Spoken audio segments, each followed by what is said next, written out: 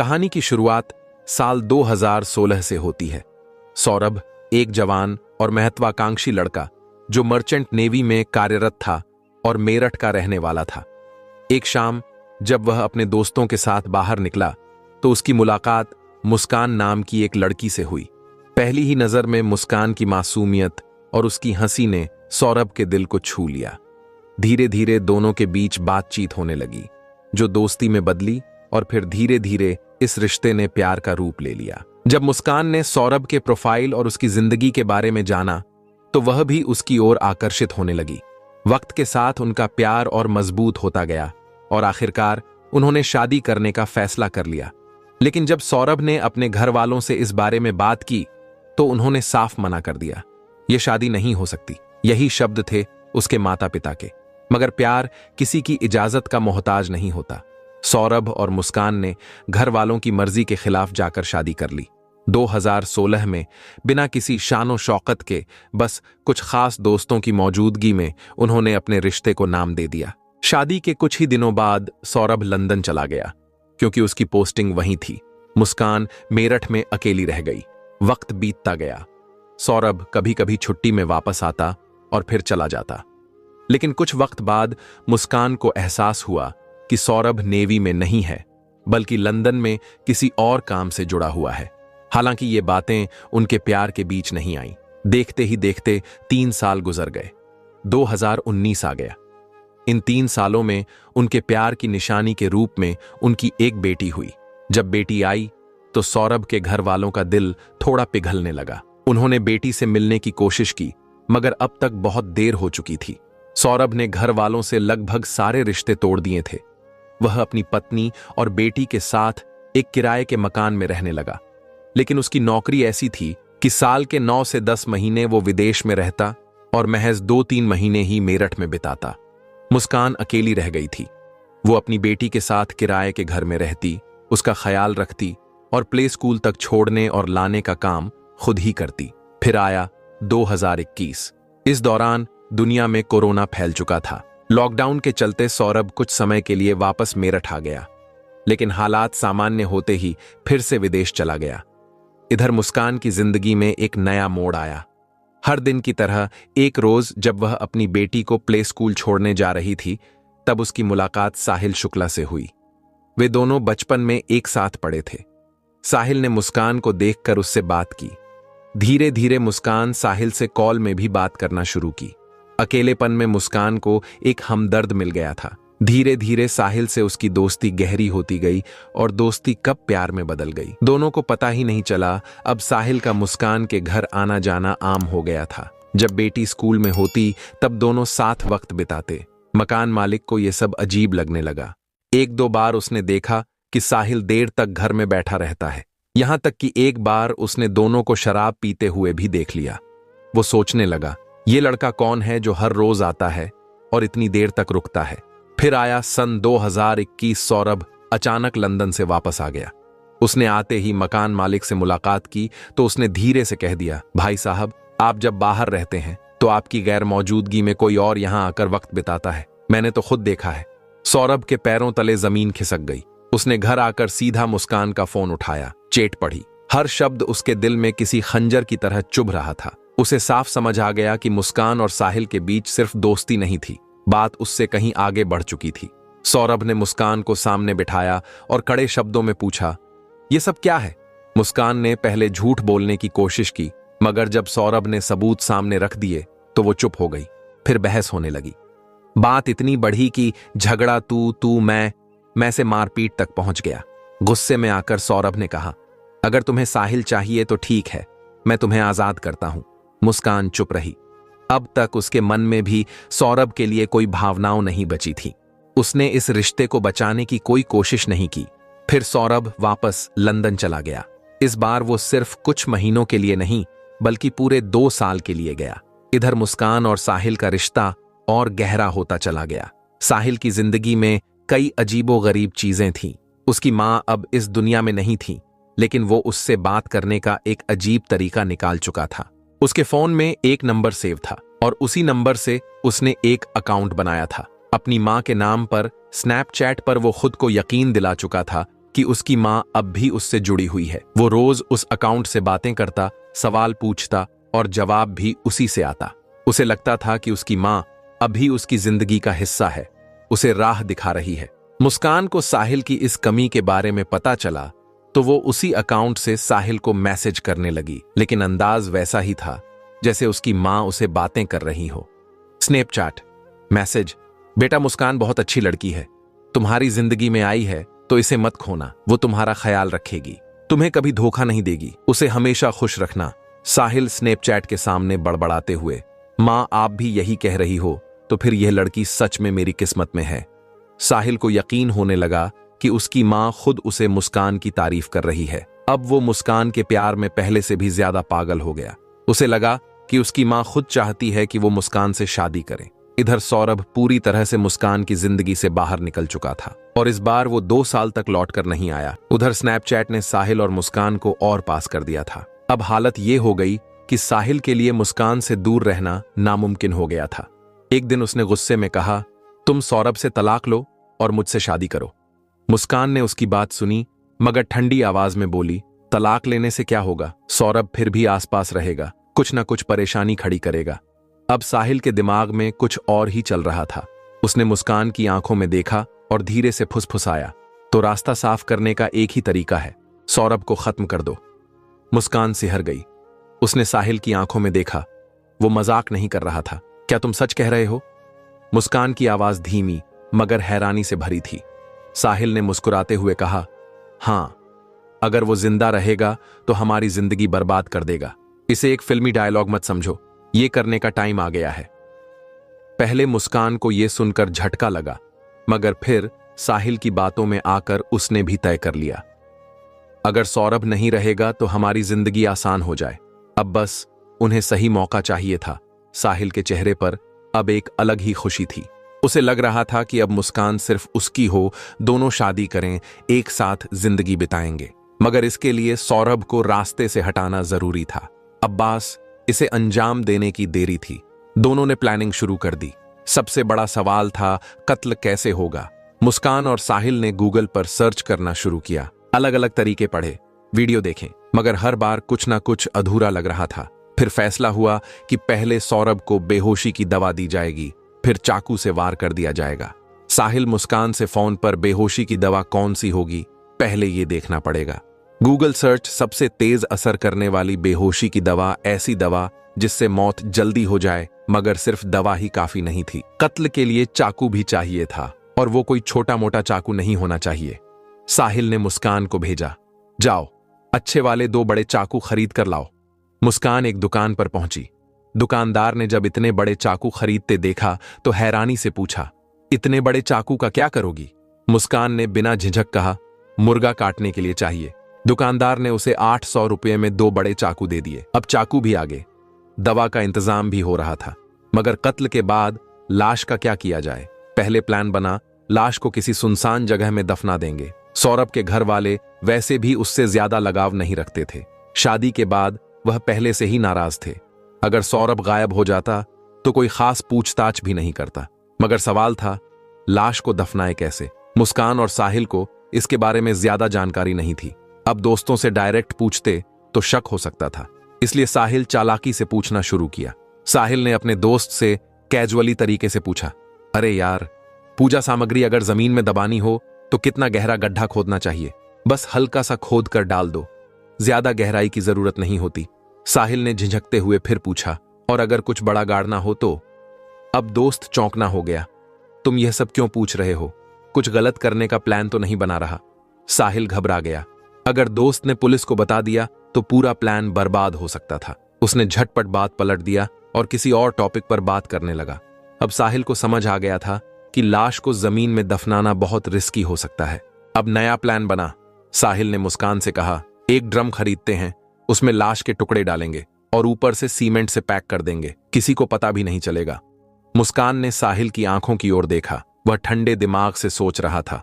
उसमें ना कोई डर था, ना ही पछतावा। मुस्कान ने गहरी सांस ली और धीरे से कहा, ठीक है, मगर कोई गलती नहीं होना चाहिए। कत्ल का तरीका तय हो चुका था, चाकू भी लाए जा चुके थे, दवा का इंतजाम भी हो रहा था। अब बस इंतजार था सौरभ के हिंदुस्तान लौटने का। तमाम लड़ाइयां और गलत फहमियां के बावजूद सौरभ ने लंदन से मेरठ लौटने का मन बना लिया। मुस्कान को पहले ही खबर दे दी थी, मैं 24 फरवरी को आ रहा हूं, तुम्हारा जन्मदिन साथ मनाएंगे, हम तीनों, तुम, मैं और हमारी बेटी। मुस्कान ने यह बात साहिल को बताई। बस फिर क्या था, दोनों ने फौरन फैसला किया, कत्ल 25 फरवरी को ही होगा। प्लान एकदम साफ था, शराब में बेहोशी की दवा मिलानी है, सौरभ को पिलानी है और जैसे ही वह बेहोश हो चाकू से वार कर देना है। 25 फरवरी की रात आई, घर में जन्मदिन का जश्न मनाया गया, हंसी मजाक हुआ, लेकिन कोई नहीं जानता था कि इस जश्न के पीछे मौत की साजिश रची जा रही थी। मुस्कान ने सौरभ के लिए मुस्कुराते हुए केक काटा, लेकिन उसके दिल में पहले से तय खौफनाक प्लान चल रहा था। जैसे ही रात बढ़ी, मुस्कान ने शराब में बेहोशी की दवा मिला दी। अब बस इंतजार था कि सौरभ इसे पी ले और बेहोश हो जाए, लेकिन सौरभ हंसते हुए, आज नहीं पीऊंगा। मुस्कान का चेहरा उतर गया, पूरी साजिश नाकाम हो गई। वो जबरदस्ती पीला भी नहीं सकती थी क्योंकि शक हो सकता था। अब क्या किया जाए? सौरभ इस बार बच गया था। अगले दिन मुस्कान और साहिल फिर मिले। दोनों के चेहरे पर झुंझलाहट थी। अब क्या करें? थोड़ी देर सोचने के बाद साहिल बोला, 3 मार्च यही सही मौका है। 3 मार्च क्योंकि उसी दिन उनकी बेटी का 2nd क्लास का आखिरी एग्जाम था। मुस्कान की प्लानिंग थी कि जैसे ही पेपर खत्म होगा वह अपनी बेटी को अपनी मां के पास भेज देगी, तब घर में सिर्फ पति पत्नी होंगे, कत्ल करना आसान होगा। 3 मार्च आ गया, बेटी को अपनी मां के घर छोड़ दिया। अब घर में सिर्फ सौरभ और मुस्कान थे। साहिल ने प्लान समझाया और मुस्कान ने उसे अंजाम देने की तैयारी शुरू कर दी। रात ढलने लगी। पिछली बार शराब में दवा मिलाने का प्लान फेल हो चुका था, इसलिए इस बार मुस्कान ने नई चाल चली। सौरभ अपनी मां के हाथों बना हुआ कोफ्ता लाया था और उसने मुस्कान से कहा, इसे गर्म कर दो। यही मौका था। मुस्कान ने कोफ्ते में बेहोशी की दवा मिला दी और फिर प्यार से खाना परोस दिया। सौरभ ने बिना कुछ सोचे समझे खाना खाया। कुछ ही देर में उसकी आंखें भारी होने लगीं और फिर वह बेहोश हो गया। रात के ठीक 12 बजे मुस्कान ने साहिल को फोन किया, वो बेहोश हो गया है, अब आ जाओ। बिना कुछ पूछे साहिल ने बाइक उठाई और तेजी से मुस्कान के घर की तरफ निकल पड़ा। घर पहुंचते ही दोनों ने जेब से चाकू निकाले। ये खेल अब अपने अंतिम और सबसे खौफनाक मोड़ पर था। मुस्कान के हाथ कांप रहे थे, सीने में दिल की धड़कन जैसे कानों में गूंज रही थी। खंजर उसकी मुट्ठी में था, लेकिन हौसला जैसे उससे दूर होता जा रहा था। उसने घबराई हुई नजरों से साहिल को देखा, फिर धीरे से कहा, मुझसे नहीं होगा। उसकी आवाज में डर था, दर्द था और बेबसी भी। साहिल ने उसकी ठंडी हथेली पर अपनी गर्म उंगलियां रखीं और कहा, तुम्हें ही करना होगा पत्नी हो, पहला वार तुम्हारा होगा। उसकी आवाज सख्त थी। मुस्कान ने सर हिलाया, मगर हाथ आगे नहीं बढ़ा। साहिल झुंझला गया। उसने उसका हाथ पकड़ा, खंजर को धीरे धीरे सौरभ के सीने तक ले गया। मुस्कान का पूरा शरीर कांपने लगा। साहिल ने कहा, बस एक हल्की सी चोट बाकी, देख लूंगा। मुस्कान के हाथ अब भी रुके हुए थे। तभी अचानक साहिल ने उसके हाथ पर जोर से वार किया। खंजर तेजी से सीने में उतर गया। एक हल्की कराह, फिर खामोश। सौरभ की सांसें कुछ देर तक लड़खड़ाई, फिर सब कुछ शांत हो गया। कमरे में सिर्फ खौफनाक सन्नाटा था। मुस्कान सुन्न खड़ी थी। उसके हाथ अभी खंजर थामे हुए थे, मगर दिमाग ने काम करना बंद कर दिया था। साहिल ने झटके से खंजर खींचा, अब इसे खत्म करते हैं। साहिल ने जेब से एक तेज धार वाला चाकू निकाला और बिना रुके सौरभ की दोनों हथेलियां काट दी। खून फर्श पर बहने लगा। मुस्कान कांपते हुए दीवार से सट गई। उसकी आंखें फैल गईं। साहिल को कोई झिझक नहीं थी। उसने गर्दन पकड़ी और एक झटके में सिर अलग कर दिया। मुस्कान की रूह कांप गई, मगर अब पीछे हटने का कोई रास्ता नहीं था। पहले से खरीदे गए 2 बैग कमरे में रखे थे। एक बैग में सिर और दोनों हथेलियां डाली गईं। दूसरे में सौरभ का साहिल ने धड़ वाला बैग घसीटकर बेड के नीचे रख दिया। बाकी काम में निपटा दूंगा, कहकर साहिल सिर और हथेलियों वाला बैग उठाकर घर से निकल गया। रात के 3 बजे वो अपने घर की ओर बढ़ रहा था, जो मुस्कान के घर के पड़ोस में ही था। कमरे में अब बस मुस्कान थी। जिस बेड पर वो रोज सोती थी, उसी के नीचे आज उसका पति पड़ा था। बिना सिर, बिना हथेलियों के वो लेटने की कोशिश कर रही थी, मगर आंखें बंद होते ही खून से लथपथ सौरभ का चेहरा दिखता सांसें तेज हो गई। घबराहट बढ़ने लगी। कमरे में उसे एक अजीब सर्द एहसास होने लगा। मैं यहां अकेले नहीं रह सकती, मुझे डर लग रहा है। उसने हड़बड़ाते हुए साहिल को फोन लगाया। डर लग रहा है। साहिल हंसा। तो मेरे घर आ जाओ। मुस्कान को और कुछ नहीं सूझा। वो कांपते हुए बाहर निकली, सड़क पार की और साहिल के घर के दरवाजे तक पहुंची। रात का सन्नाटा था। सिर झुकाकर वो साहिल के घर का अंदर चली गई। सुबह सूरज की किरणें कमरे में दस्तक दे रही थीं, मगर अंदर एक अजीब सा सन्नाटा पसरा था। साहिल और मुस्कान गहरी नींद में थे, जैसे कुछ हुआ ही ना हो, लेकिन हकीकत कुछ और थी। जैसे ही साहिल की आंख खुली, उसने तुरंत बैग उठाया और अपने घर चला गया। कुछ घंटों बाद वो वापस आया। चेहरे पर वहीं ठंडा सन्नाटा था। अब काम खत्म करना है, उसने मुस्कान से कहा। मुस्कान ने कहा, कैसा काम? मुस्कान सहम गई। साहिल ने मुस्कान से कहा, सीमेंट लेकर आओ। मुस्कान चुपचाप मार्केट गई और एक बोरी सीमेंट लेकर आई, लेकिन साहिल ने सिर हिलाया। एक से कुछ नहीं होगा, और लेकर आओ। वो फिर गई, दूसरी बोरी सीमेंट लेकर आई। साहिल ने दरवाजा अंदर से बंद किया। कमरे के एक कोने में एक बड़ा ड्रम पहले से रखा था। साहिल ने उसे लिटाया और बैग से सौरभ के शरीर के 3 टुकड़े निकाले। सिर, धड़ और दोनों हथेलियां। मुस्कान की सांसें तेज हो गईं। साहिल ने बिना रुके लाश को ड्रम में डाल दिया, फिर सीमेंट की बोरी पलट दी, उसमें पानी मिलाया और देखते ही देखते ड्रम भर गया। अब कोई इसे ढूंढ नहीं सकता। साहिल मुस्कुराया। ढक्कन बंद कर दिया गया। ड्रम को कमरे में एक कोने में छोड़ दिया गया, जैसे कोई मामूली सामान हो। इसके बाद सफाई का काम शुरू हुआ। साहिल ने ऑनलाइन 10 किलो ब्लीच मंगवाई। पूरा घर चुपचाप साफ किया जाने लगा, हर सबूत मिटाया जाने लगा। ये खेल का पहला भाग था जो खत्म हो चुका था। अब दूसरी चाल चली जानी थी। शाम हो चुकी थी। तारीख थी 4 मार्च। मुस्कान और साहिल ने एक कैब बुक की और सीधे शिमला के लिए निकल पड़े। मुस्कान जानती थी कि सौरभ के घर वालों को पता था कि वो लंदन से आया हुआ है।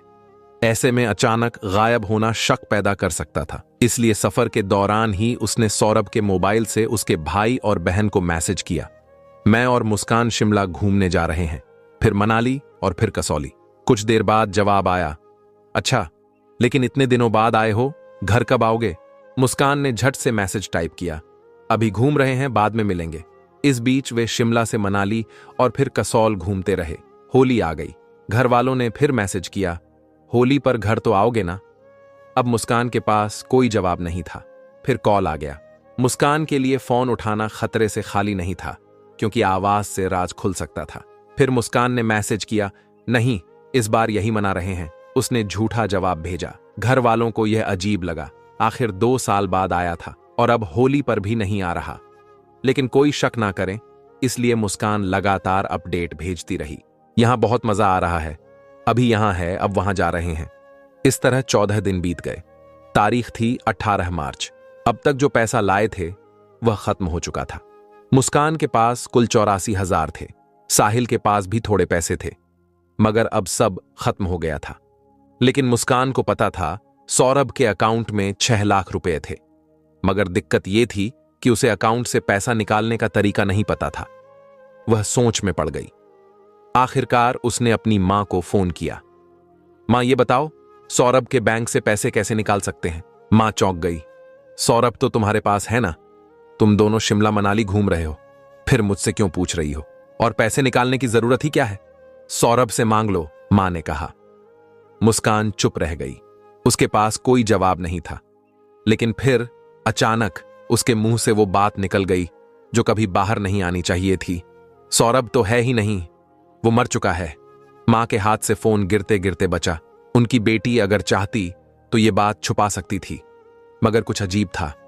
पहले ही होली पर घर न आने की जिद और अब अचानक बैंक से पैसे निकालने की बात। मां को बेचैनी होने लगी। उन्हें पहले से मुस्कान के पिछले रिश्ते के बारे में सब पता था। दिल धड़कने लगा, कुछ तो गड़बड़ थी। बिना देर किए वे सीधे पुलिस स्टेशन पहुंची। साहब, मेरी बेटी ने कुछ गलत किया है। उसने कहा कि सौरभ अब इस दुनिया में नहीं है। पुलिस तुरंत हरकत में आ गई। मुस्कान 14 दिनों से गायब थी। मामला संगीन था। उधर इत्तेफाक से 18 मार्च को ही मुस्कान और साहिल घर लौट आए। जैसे ही वे घर पहुंचे, कुछ ही देर में पुलिस भी वहां धमक गई। घर में घुसते ही पुलिस की नजर कोने में रखे एक बड़े ड्रम पर पड़ी। ड्रम इतना भारी था कि शक होना लाजमी था। पुलिस ने दोनों से पूछताछ शुरू कर दी। घर की तलाशी ली जाने लगी। ड्रम को खोलने की कोशिश की गई, मगर वो इतना ठोस हो चुका था कि किसी भी औजार से नहीं खुल रहा था। अब कोई शक की गुंजाइश नहीं थी। पुलिस ने तुरंत एक टेम्पो बुलाया और ड्रम को उठाकर मुर्दा घर भेज दिया। अब सबसे जरूरी काम था ड्रम को खोलना। एक मैकेनिक बुलाया गया। उसने गैस कट्टर से ड्रम को काटना शुरू किया। ड्रम की परत हटी तो अंदर ठोस सीमेंट का एक भारी भरकम टुकड़ा निकला। अब उसे तोड़ना जरूरी था। कई हथौड़े पड़े, मशीनें चलाई गईं। धीरे धीरे सीमेंट चटकने लगा। कुछ ही देर में अंदर से जो निकला उसने सबको सन्न कर दिया। एक कटा हुआ सिर, एक धड़ दो अलग अलग था, लेकिन दोनों पैर गायब थे। पुलिस को अब किसी कबूलनामे की जरूरत नहीं थी। पुलिस ने दोनों को दबोच लिया और जेल लेकर चले गए। तो दोस्तों, ये थी आज की सच्ची घटना। अगर अभी तक आप वीडियो को लाइक नहीं किए हैं तो लाइक करके चैनल को सब्सक्राइब जरूर कीजिएगा। धन्यवाद।